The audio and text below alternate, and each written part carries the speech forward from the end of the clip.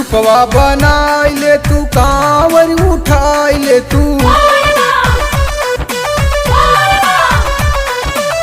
रूपवा बनाई ले तू कांवर उठाई ले तू, रूपवा बनाई ले तू कांवर उठाई ले तू। चल चल तू शिव जी के दामवा जलवा चढ़ाई दे तू ए भौजी, चल चल तू शिव जी के दामवा जलवा चढ़ाई दे तू ओ।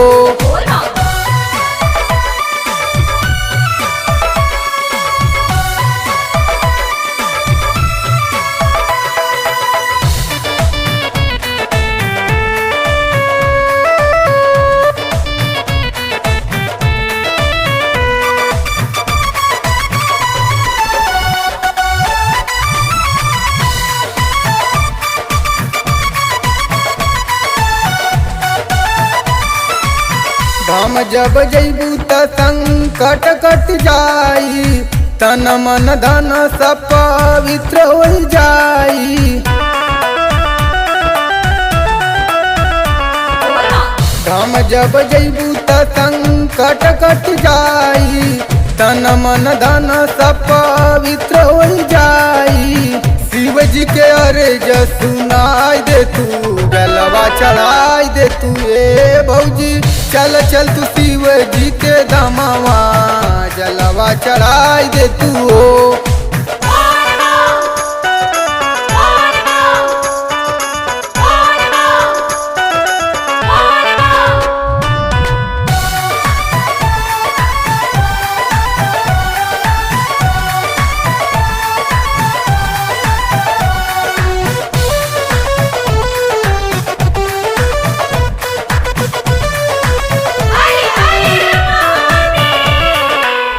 लइका बजीद कैले एक समझावा, लमहर जाए के बाद डर बतावा।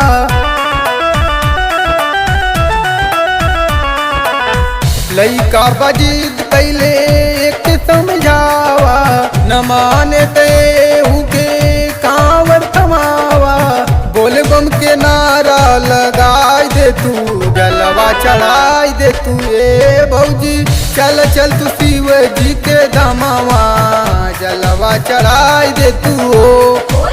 रूपवा बनाई ले तू कांवर उठाई ले तू, रूपवा बनाई ले तू कांवर उठाई ले तू।